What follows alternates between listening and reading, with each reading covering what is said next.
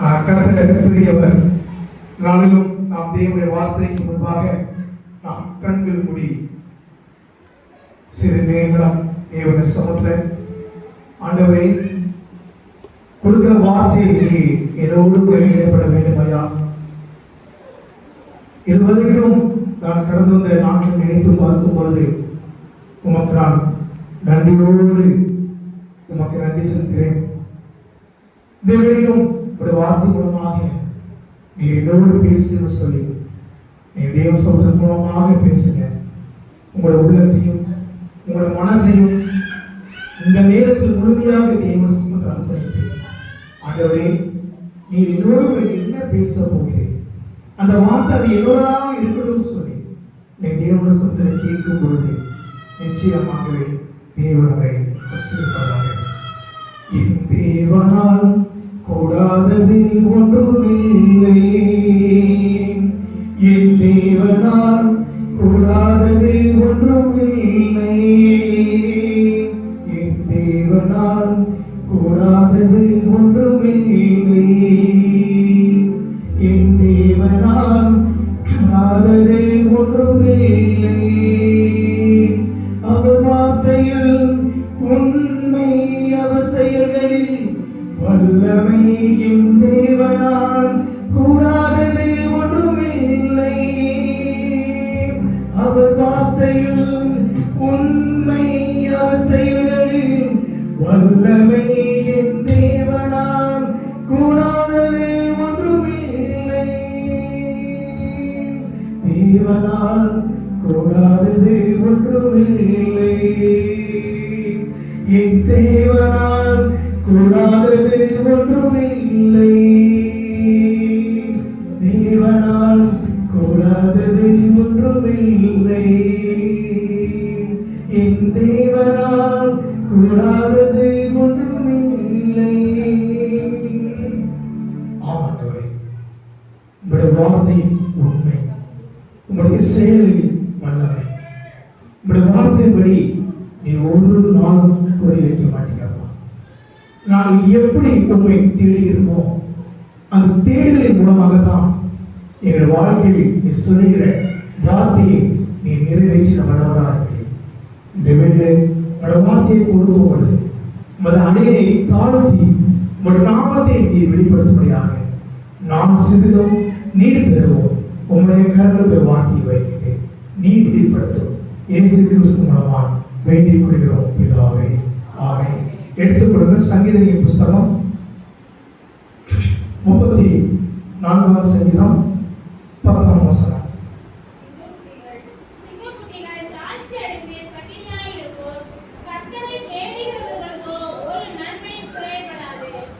சிங்கக்குட்டிகள் தாழ்ச்சி அடைந்து பட்டினியாயிருக்கும், கர்த்தரை தேடுகிறவர்களுக்கும் ஒரு நன்மையும் குறைபடாது. கிறிஸ்துவுக்குள் அன்பானவர்களே, இந்த பகுதி நமக்கு கேட்பது புதிதாக அல்ல, புதிதாக ஒன்று நான் சொல்ல வரவில்லை. இந்த 34ஆம் சங்கீதம் நமக்கு நன்றாக அறிந்த ஒரு பகுதி.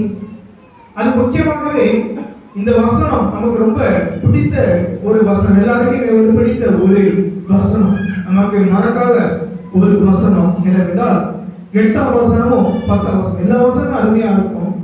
ஆனால் 8ஆம் வசனமும் 10ஆம் வசனம் நமக்கு ரொம்ப பிடித்த ஒரு வசனம். அல்லேலூயா. இதுல 10ஆம் வசனத்தில் சொல்லப்படுகிறது, கர்த்தரை தேடுகிறவர்களுக்கு ஒரு நன்மையும் குறைபடாது. இன்னைக்கு தலைப்பு அதுதான், கர்த்தரை தேடுகிறவர்களுக்கு ஒரு நன்மையும் குறைவுபடாது. Those who seek the Lord lack no good things. கிறிஸ்துவுக்குள் அன்பானவர்களே, இந்த வசனத்தை, இந்த அதிகாரத்தை தாவீது எழுதும்போது, தாவீது சவுல் நிமித்தமாக அவனுக்கு துன்பங்கள் கஷ்டங்கள் வரும்போது தாவீதை கொலை செய்ய வேண்டும் என்று அவன் எதிர்பார்த்திருக்க வேளையில் இங்கே சவுல் ஓடி ஒளிந்து அவன் இக்கட்டான சூழ்நிலையில இந்த சங்கீதத்தை அவர் எழுதினார்.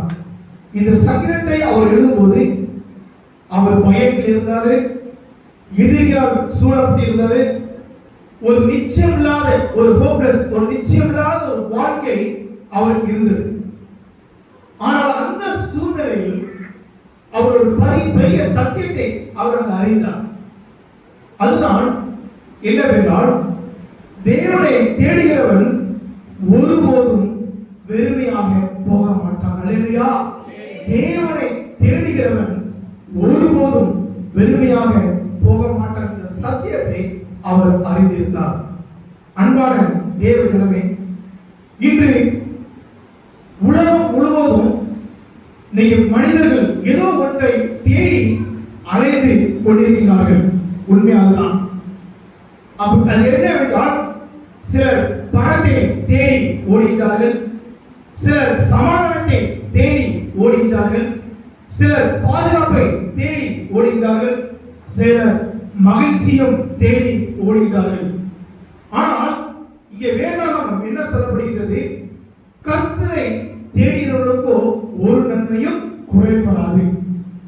இன்றைய வாழ்க்கையில இன்னைக்கு மனிதர்கள் எல்லாவற்றையும் பெற்றிருந்தாலும், ஹியூமன்ஸ் மனிதர்கள் எல்லாவற்றையும் பெற்றிருந்தாலும், ஆனால் உள்ளத்துல ஏதோ ஒரு எம்டி இருக்கின்றது. இது உண்மை. வெளியரங்கமாக வெளிப்படையாக பார்க்கும் பொழுது ஐ எம் ஹாப்பி, எனக்கு ஒரு குறை இல்லை. ஆனால் எல்லாம் இருந்தும் இன்னைக்கு ஏதோ ஒரு காரியம் இன்னைக்கு நம்முடைய வாழ்க்கையில ஒரு எம்டி இருக்கின்றது. ஏனென்றால் தேவனை தவிர, ஆண்டவரை தவிர வேறு எதுவும் மனிதனை முழுமையாக்க முடியாது. அவன் மனிதனை தேவனை தவிர வேற எதுவானாலும் அந்த எம்டியை பூர்த்தி செய்யவே முடியாது.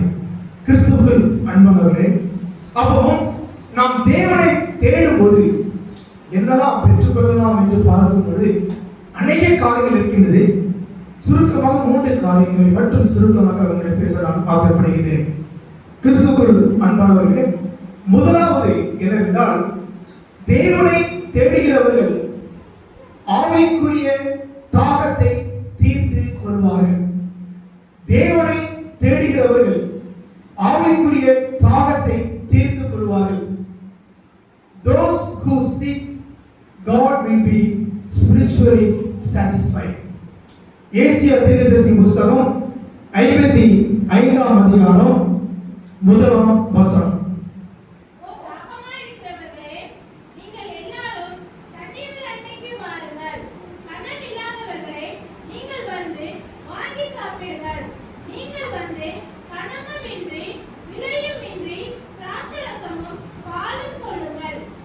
கிறிஸ்துவுக்குள் அன்பானவர்களே, இங்கே இந்த ஏசியா தீர்க்கதரிசி புத்தகம் 55ஆம் அந்த வார்த்தைகள் நமக்கு சொல்லப்பட்டிருக்கிற வார்த்தை என்னவென்றால், தாகம் உள்ளவர்கள் என்னிடத்தில் வாருங்கள் என்று அங்கு அழைக்கப்படுகிறது. அதாவது நாம் எது மீது நமக்கு தாகம் இருக்கின்றது? தாகம் என்பது மணி அல்ல, பதவி அல்ல, உலக சந்தோஷம் அல்ல. அது தாகம் என்பது தேவனுடைய சந்நிதி, அதாவது தேவனுடைய சமூகம்.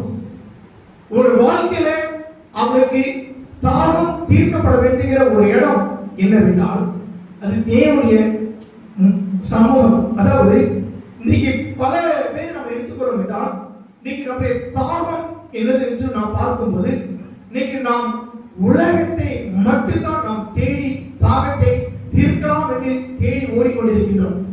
ஆனால் எந்த ஒரு மனிதனுக்கும் அந்த தாகம் தீர்வதே கிடையாது. சொல்ல முடியுமா யாராவது? நான் தாகத்தை தீர்த்திருக்கின்றேன், என்னுடைய பணம் இருக்கின்றது, என்னுடைய பதவி இருக்கின்றது, என்னுடைய நல்ல வேலை இருக்கின்றது, எனக்கு எல்லாம் இருக்கின்றது, நான் திருப்தியாக இருக்கிறேன்னு சொல்லி இங்க இருக்கிறது யாராவது சொல்ல முடியுமா? சொல்ல முடியாது. ஏன்? இந்த தாகம் கிடைக்கிற இடம் எங்க என்றால் அது தேவனுடைய சமூகம். இஸ்ரேல் மக்களை வழிநடத்தி கொண்டு வரும் பொழுது அந்த மக்களுக்கு தாகம் தேவைப்பட்டது, தாகமாக இருந்தார்கள். அவர் ஆண்டவரை நோக்கி கூப்பிடும் பொழுது தேவன் அவருடைய கண்மணில் இருந்து அவர் என்ன கொண்டு வந்தாரு? தண்ணீரை கொண்டு வந்து இஸ்ரேல் மக்களுக்கு தாகத்தை தீர்த்தார். நீங்க புதிய ஏற்பாடு காலத்தில் பார்க்கும்போது அங்க ஒரு தாகத்தை குறித்து பார்க்கிறோம். யாருடைய தாகத்தை? கானானிஸ்தை தாகம் இல்லையா? அவன் தண்ணீர் எடுக்க வருகிறார். தண்ணீர் கொண்டு கொள்ளும் பொழுது இயேசு கிறிஸ்து அந்த இடத்துல இருக்கிறார். அவர் போனது வேற தாகம். அவருக்கு தெரியும் என்னவென்றால் இயேசு கிறிஸ்து எந்த ஒரு காரியம் செய்தாலும் ஒரு அர்த்தம் இருக்கும். அந்த அர்த்தத்தோடு தான் அங்கே இயேசு கிறிஸ்து அந்த கானானிய ஸ்திரியை அங்கே அவர் சந்திக்கிறதை நாம் பார்க்கிறோம். அங்கே சந்திக்கும் போது அங்கே அவளுக்கு எல்லா உறவும் உண்டு. எல்லா உறவுகள் இருந்தாலும் அவளுக்கு ஏதோ ஒரு தாகம், ஏதோ ஒரு எம்டி அவளுக்கு இருந்தது. ஆண்டவருக்கு தெரியும். இல்லை என்றால் சீசன் போயிட்டு அவர் போயிருப்பார். சீசன் போனதுக்கு அப்புறம் அவர் தனியாக இங்க வர்றது காரணம் என்னவென்றால் இங்கே ஒரு மகன் வருவார். அவள் தாகத்தோடு இருக்கிறாள். அவளுக்கு அந்த தாகத்தை தீர்க்க வேண்டும் என்று சொல்லி அவர் அந்த ஆயத்தமாக இருக்கிறார். அவர் ஆயத்தமாக இருக்கிறார். அங்கே அந்த ஸ்திரியானவர் வருகிறார். வரும்போது ரெண்டு பேருக்குமே அங்கே கான்ட்ரவர்சி, அங்கே ரெண்டு பேருமே பேசுகிறார்கள். ரெண்டு பேருக்குமே கம்யூனிகேஷன் எங்க நடந்து கொண்டிருக்கிறது. அவர் தாகத்தை கேட்கும் பொழுது அவர் தன்னை முதலாவது தாழ்த்துகிறார். நீர் யூதர் அல்லவா, நான் ஒரு கானானிய ஸ்திரியான சமரியானவளா, நான் எப்படி உங்களுக்கு கொடுக்க முடியும் என்று அவர் சொல்றார். அப்பமா ஆண்டவர் சொல்றாரு, அவர் சில காரியம் சொல்ல அவர் புரிந்து கொள்ளவில்லை. அவர் சொன்ன இதுல இருந்தே அவர் என்ன செய்கிறார், அவர் மறுபடியுமே அங்கே கேட்கிறத நாம் பார்க்கிறோம். அப்படி கேட்கும் பொழுது நீங்க எடுத்துக்கொள்ளுங்கள் யோவான் எழுதின சுவிசேஷம் 4ஆம் அதிகாரம்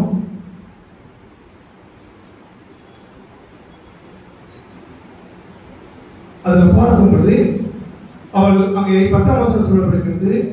அவர் அங்கே யூதர்கள், அவர் 9ஆம் வசனத்தை சொல்றார், யூதர்கள் சமாரியருடனே சம்பந்தம் கலவாதவர்களானபடியால் சமாரிய ஸ்திரீ அவரை நோக்கி, நீ யூதனாய் இருக்க சமாரிய ஸ்திரீ ஆகிய என்னிடத்தில் தாகத்துக்கு தா என்று எப்படி கேட்கலாம்? அவருடைய எண்ணம் அவ்வளவுதான். அவர் கேட்டது ஒன்று. அப்ப அவர் சொல்றாரு, இயேசு அவருக்கு பிரதிரமாக, நீ தேவனுடைய ஈவையும் தாகத்துக்கு தா என்று உன்னிடத்தில் கேட்கிறவர் இன்னார் என்பதையும் அறிந்திருந்தார். ஆனால் கிறிஸ்துவுக்குள் அன்பானவரே, அவர் சொல்றாரு நீ தேவனுடைய ஈவையும் தாகத்தையும். அப்போ தேவனுடைய சமூகத்துக்கு நாம் வரும்பொழுது நாம் இந்த ஆவிக்குரிய தாகத்தை பெற்றுக்கொள்ள வேண்டும் என்றால் தேவனுடைய சமூகம் மட்டும்தான். நாம் தேவனை தேடி வரும்பொழுது ஆண்டவர் சொல்றாரு, நீ நான் யாருக்கு இன்னாருக்கு நீ அறிந்திருந்தால் அந்த தாகத்தை உனக்கு தீர்வு கிடைக்கும் இல்லையா? இன்னைக்கு அநேக வேலைங்க இன்னைக்கு அந்த தாகம் அடையாமல் இன்னைக்கு நாம் வாழ்ந்து கொண்டிருக்கிறோம். இன்னைக்கு நம்முடைய தாகம் என்பது தேவைகளை மட்டும்தான் சார்ந்து இருக்கிறது. பணத்தை சார்ந்து மட்டும் இருக்கிறது. பிள்ளைகளுடைய எதிர்காலத்தை குறித்து சார்ந்தா இருக்கிறது. ஆனால் இன்னைக்கு ஒவ்வொரு கிறிஸ்தவனுடைய வாழ்க்கையிலும் நான் ஆவிக்குரிய ஸ்பிரிச்சுவல் லைஃப் பெற வேண்டும் என்று என்னுடைய தாகம், அப்படிப்பட்ட தாகம் இன்னைக்கு யாருக்குமே கிடையாது. சொல்லுகிற பிரசங்கிக்கிற எனக்கும் இது செய்ய கிடையாது. ஆனால் ஆண்டவர் சொல்றார், நீ யார், உனக்கு இந்த ஈவு வேண்டும் என்றால், உனக்கு அந்த கிரேஸ் நான் கொடுக்க வேண்டும் என்றால், உனக்கு அந்த தயவு நான் தர வேண்டும் என்றால் நீ என்னை நோக்கி வர வேண்டும்.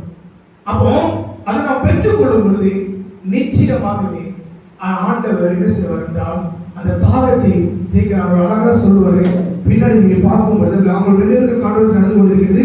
14ஆம் வசனம் ரொம்ப அருமையாக சொல்றாரு, நான் கொடுக்கும் தண்ணீரை குடிக்கிறவனுக்கு ஒரு காலம் தாகம் உண்டாகாது. அல்லேலூயா. அப்ப நீங்க ஒரு கேள்வி உங்களை கேட்கிறேன், நீங்க உலக பணம் தான் நமக்கு வேணுமா, இல்ல ஆண்டவர் கொடுக்கிற ஆவிக்குரிய தாகம் நமக்கு வேண்டுமா? சொல்லுங்க, எது வேணும்? அல்லேலூயா. சத்தியத்தை காணும். அல்லேலூயா. நீங்க அதுதான் தேவை. நீங்க மட்டும் நம்முடைய வாழ்க்கையில அவர் சொல்றாரு, நான் அவனுக்கு கொடுக்கும் தண்ணீர் அவனுக்குள்ளே நித்திய ஜீவ காலம். அல்லேலூயா. நம்முடைய நித்திய ஜீவ காலம் உயிரோடு இருக்கிற வரைக்கும் நன்மையும் கிருபையும் நம்மை தொடர்ந்து கொண்டே இருக்கும். அல்லேலூயா. எப்பொழுது தேவனுடைய சமூகத்துக்கு வரும்பொழுது, தேவனை நாடி வரும்பொழுது கொஞ்சம் சேஞ்ச் பண்ணி பாருங்க வாழ்க்கையில. தேவனை தேடி வந்து ஜெபித்து பாருங்க. ஆண்டவரே, எனக்கு எல்லாமே நீங்க தான் ஆண்டவரே. இது நான் சொல்லல, அவர் சொல்றாரு, நான் உனக்கு தாரேன்பா. ஒரு நாள் உனக்கு என்ன செய்யாது, உனக்கு அது கட்டாது. அவர் சொல்றாரு, அவனுக்குள்ள நித்திய ஜீவ காலம் அதான் நமக்கு வேணும். இன்னைக்கு நாம் எதுக்காக ஓடிக்கொண்டிருக்க நாம் திங்க் பண்ண வேண்டும். கிறிஸ்துவுக்குள் அன்பானவரே, வந்த நோக்கத்தை ஆண்டவர் நிறைவேற்றினார். அந்த ஸ்திரீயானவருக்கு அவள் வந்த தாகத்தை ஆண்டவர் தெளிவுபடுத்தினார். அல்லேலூயா. கிறிஸ்துவுக்குள் அன்பானவர்களே, இதுதான் ஆண்டவர் நமக்கு கொடுக்கிற ஒரு அதான் சொல்லப்படுகிறார். Only God can satisfy the deepest thirst of the human soul. The world gives temporary pleasure, but Jesus gives eternal satisfaction. இதோட தீவை நாம் பார்க்கும் பொழுது, a heart that seeks God will never remain empty. கிறிஸ்துவுக்குள் அன்பானவர்களே, ஒருவேளை நம்முடைய தேவனுடைய சமூகத்துக்கு போவது குறைவாக இருந்தாலும் என்றால், இந்த நாளில் ஆண்டவர் சொல்றாரு, ஒருவேளை நமக்கு தாகம் ஒரு எம்டியான வாழ்க்கை நமக்கு இருந்தோம் என்றால், நாம் கர்த்தரை தேடி அவர் சமூகத்துக்கு வரும்பொழுது நிச்சயமாக எப்படி அந்த கானானிய ஸ்திரீ, இந்த சமரியான ஸ்திரீ எப்படி தன்னுடைய வாழ்க்கையில அந்த தாகத்தை முழுமையாக பெற்றுக்கொண்டு சென்றாலோ, அந்த உறவை எப்படி புதுப்பித்துக் கொண்டாலோ, அதே போல நீங்க தேவனுடைய சமூகத்தில் வந்து நீங்க பெற்றுக்கொள்ளும் போது அந்த முழுமையான நித்திய ஜீவ காலம் நாம் வாழுகிற வாழ்க்கை வாழ்வு முழுவதும் தேவன் நமக்கு அந்த தாகத்தை தருவாராக.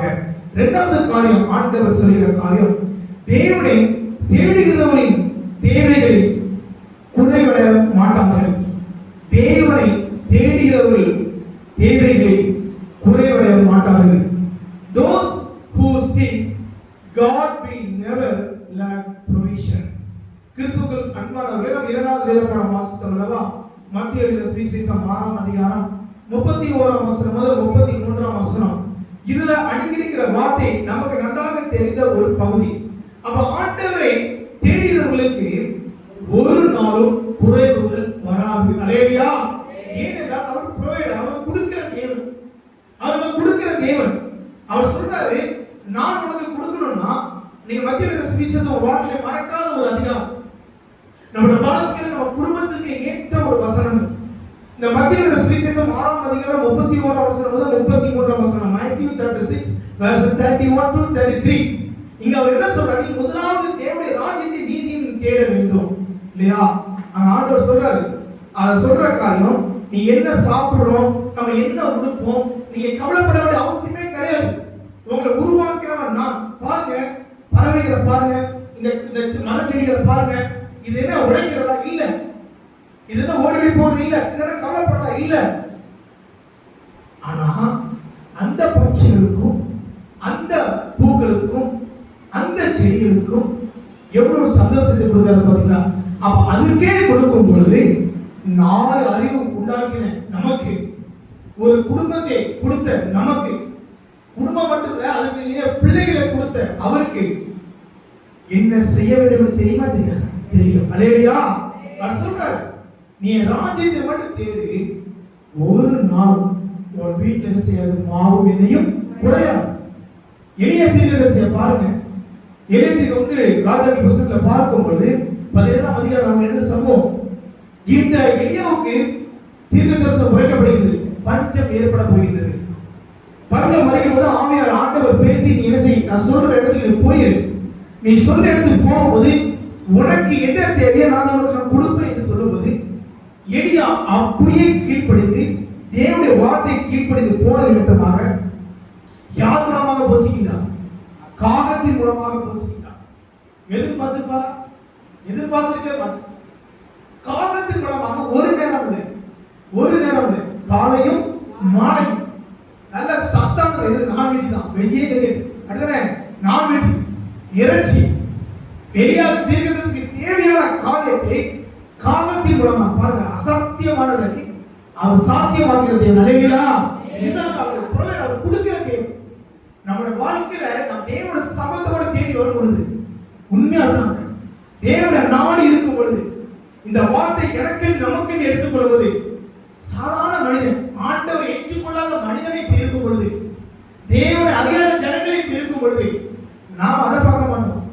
நான் ஆண்டவரை தேடி தேடி எனக்கு என்ன கிடைத்தது, நான் ஆண்டவர் சமூகத்தில் போய் எனக்கு எல்லாமே ஃபெயிலியர் தான். சில நேரத்தில் நானும் சொல்லியிருக்கேன், சில நேரத்தில் நானே மனசுல அழுது இருக்கின்றேன். என்னாடு உமக்கு ஊழியம் சார், எனக்கு வருதுன்னா அவமானங்கள், திட்டுகள், பிரச்சனைகள், கொஸ்டின் கேள்விகள், உமக்காக என்ன செய்யணும், ஆனால் உமக்கு வர நிமித்தமாக எனக்கு வருகிற கஷ்டங்கள்.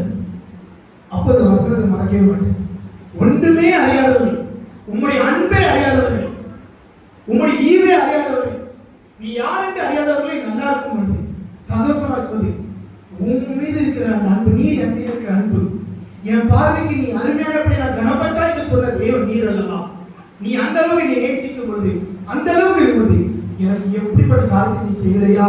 இந்த சாதாரண இருக்கிற ஜீவன்கள், இந்த செடிகள், இந்த விலங்குகள், இவங்களுக்கு வாழ்க்கை கொடுக்கிற உமக்கு, 6 அறிவு படித்த எனக்கு நல்ல ஒரு குடும்பத்தை கொடுத்திருக்க, பிள்ளைகளை கொடுத்திருக்க, எனக்கு என்ன செய்ய வேண்டும் என்று உமக்கு தெரியாதா என்று ஆண்டவரை கேட்கும் பொழுது அவர் சொல்லுகிறது, நீ கவலைப்படாதே, நீ ஒன்றை குறித்து என்ன செய்யாத, கவலைப்படாத. அல்லேலூயா.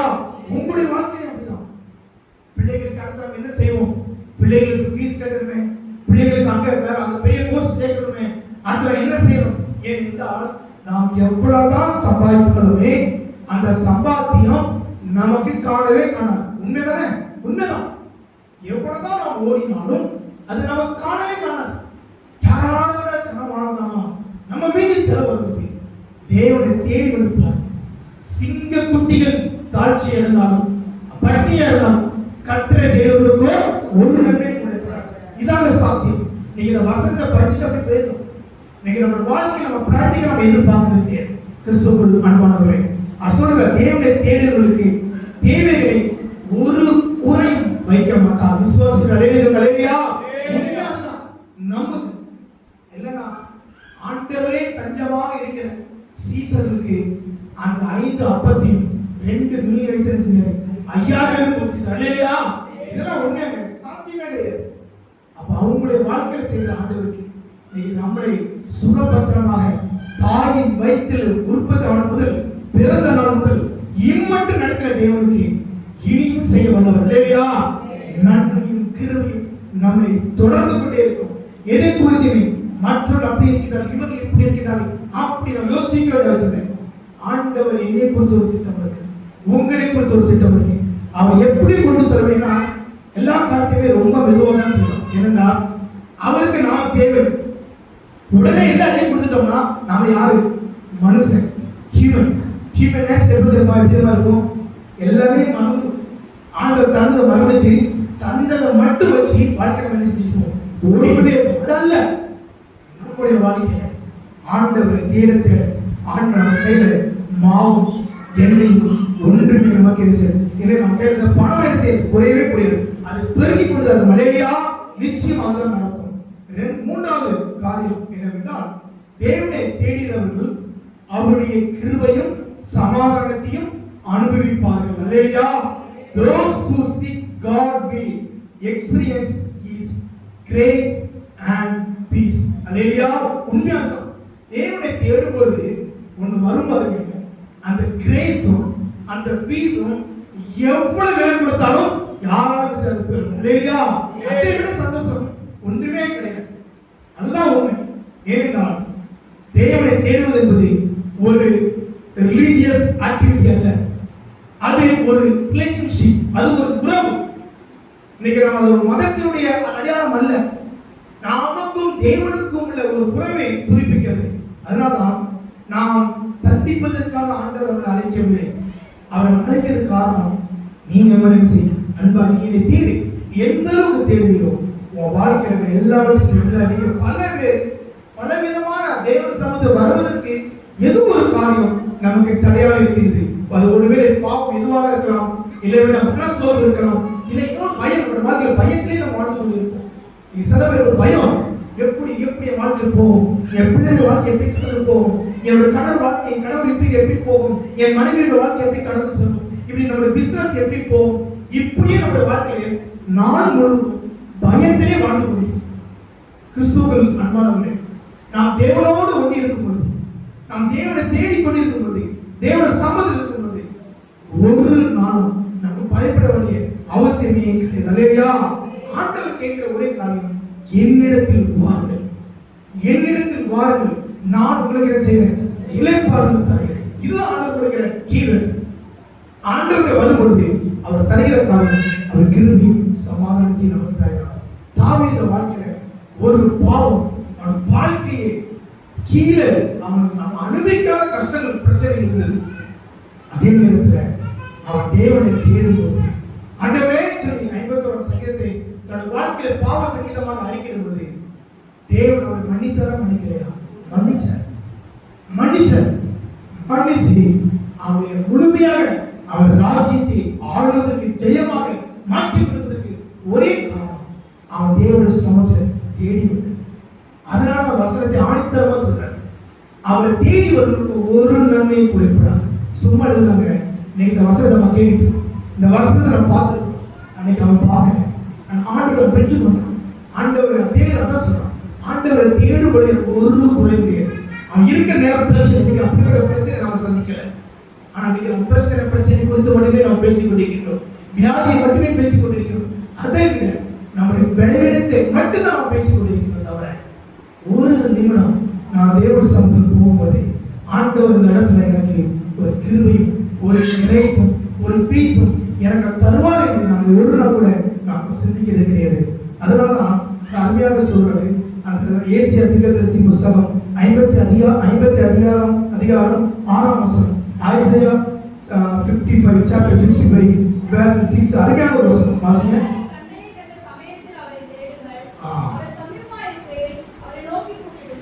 கர்த்தரை கண்டடையத்தக்க சமயத்தில் அவர் தேடி மறந்துதான்.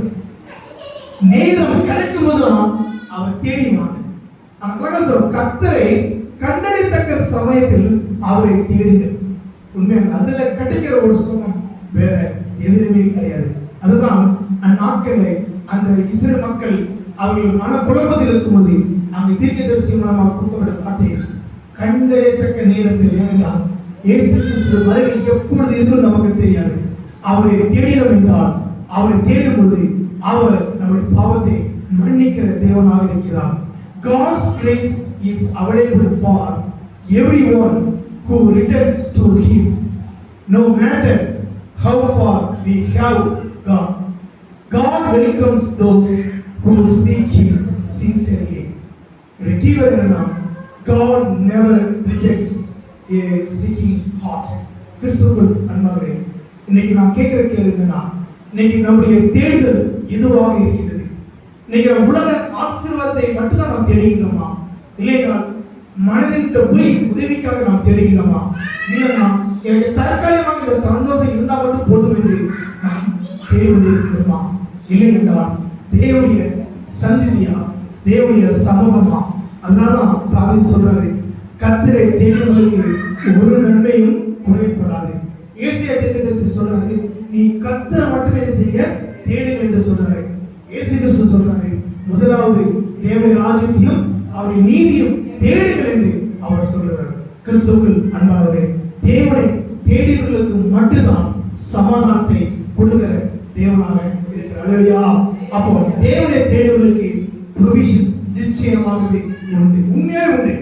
தேவனை தேடியவர்களுக்கு ப்ரொவிஷன் உண்டு, தேவனை தேடியவர்களுக்கு நிறைவு உண்டு.